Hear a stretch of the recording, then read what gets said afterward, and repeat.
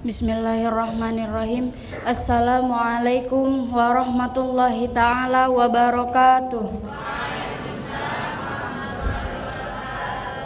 Alhamdulillahilladzi 'allama bil qalam 'allamal insana ma lam ya'lam wassalatu wassalamu ala sayyidil arabi wal ajam wa ala alihi wa sahbihi wa tabi'ihi khairil amam amma ba'du.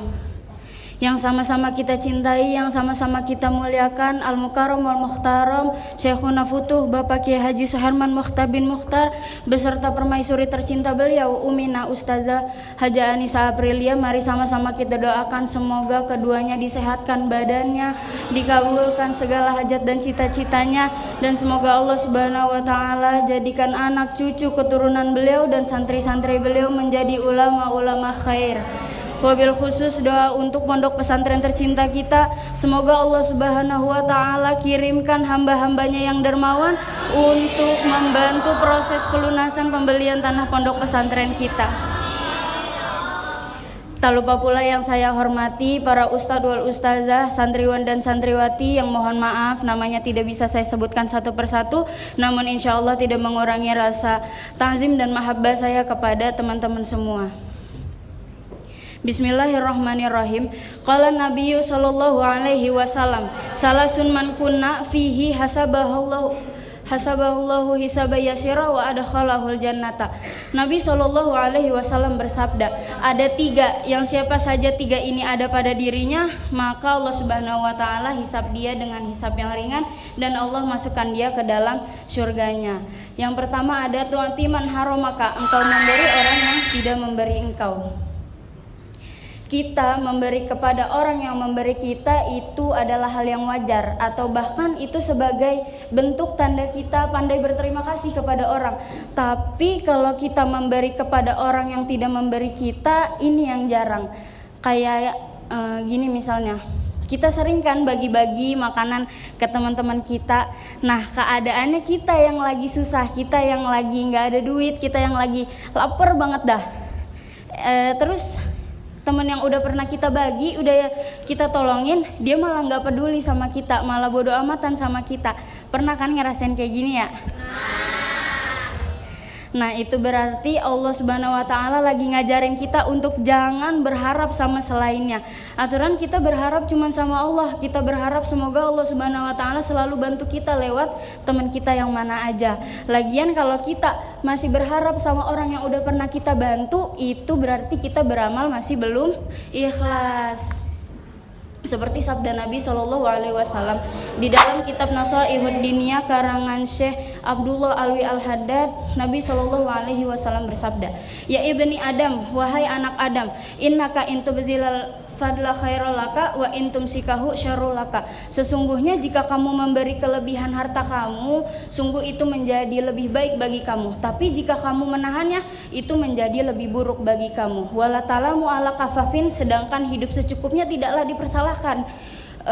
Wabda biman ta'ulu, dan dahulukanlah orang yang menjadi tanggunganmu. Wal yadu ulya khairu minal yadi sufla, dan tangan di atas itu lebih baik dari tangan di bawah. Lanjut ke perkara yang kedua, wa ta'fu amman zalamaka, engkau memaafkan orang yang berbuat zalim kepada engkau. Ada yang doa, ya Allah semoga yang jahat-jahat sama saya doain cepet mati. Astagfirullahaladzim, gak boleh ya doa kayak gini. Gak boleh. Kita lihat doa Nabi Shallallahu Alaihi Wasallam ketika beliau dilempar pakai batu. Nabi Shallallahu Alaihi Wasallam berdoa, Allahumma hdi li qaumi, ya Allah berilah petunjuk kepada kaumku, fa innahum la ya'lamun, sesungguhnya mereka melakukannya karena tidak tahu. Ini Nabi loh yang doanya pasti dikabul sama Allah, tapi Nabi nggak mau doa yang jelek-jelek buat kaumnya. Padahal kalau Nabi berdoa, ya Allah berilah hukuman kepada kaumku dengan seberat-berat hukuman, bisa nggak Nabi doa kayak gini? Dikabul? Pasti dikabul, tapi Nabi nggak mau. Begitupun kita, nggak boleh kita doa yang jelek-jelek buat teman kita. Apa salahnya kita maafin? Apa salahnya kita berdoa yang baik-baik ke teman kita, ya kan? Insya Allah kalau kita doa yang baik-baik, doanya bakal balik ke kita. Lah, Coba kalau kita doain dia biar cepet mati, doanya balik ke kita yang mati duluan. Mau? Enggak kan? Makanya berlapang-lapanglah dalam memaafkan. Kalau kata anak Gen Z mah, jangan baperan jadi orang. Guru kita kurang sabar apa beliau, kurang lapang apa dadanya, difitnah beliau maafin, dibilang kayak begini, dibilang kayak begitu, beliau sabar, nggak apa-apa, maafin. Belum lagi dari santri-santri yang macem-macem ya modelnya, tapi beliau tetap maafin. Lanjut ke perkara yang terakhir, watasiluman qata'aka, engkau menyambung orang yang memutus engkau. Dalam hal ini berarti kita sedang berusaha untuk menyambung tali silaturahim. Kita harus tahu nih teman-teman, kalau kita sering silaturahim sama orang, apalagi orangnya yang gede sama kita, yang julid sama kita, itu insya Allah bisa memperluas rezeki kita dan memperpanjang umur kita.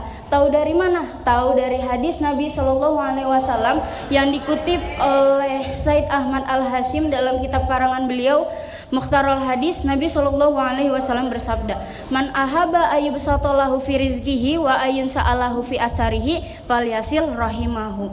Kata Nabi SAW, barang siapa yang ingin dilapangkan rezekinya dan ditambahkan umurnya, maka hendaklah dia menjalin silaturahim. Hadis riwayat Bukhari. Walaupun sholat tarawehnya 23 rakaat, walaupun sholat tahajudnya sampai kakinya bengkak, tapi dia mutus tali persaudaraan, maka hadisnya sahih. La yadkhulul jannata qati, gak akan masuk surga orang yang memutus tali silaturahim. Sholat taraweh 23 rakaat capek gak? Sholat tahajud gak usah sampai kaki bengkak, kita sholat tahajud rutin tiap malam, capek gak? Capek. Amal yang selama ini kita nanti buat tabungan masuk ke surga, ternyata nggak ada apa-apanya gara-gara mutusin tali silaturahim. Nauzubillah summa nauzubillahi min zalik. Mungkin ini saja yang dapat saya sampaikan.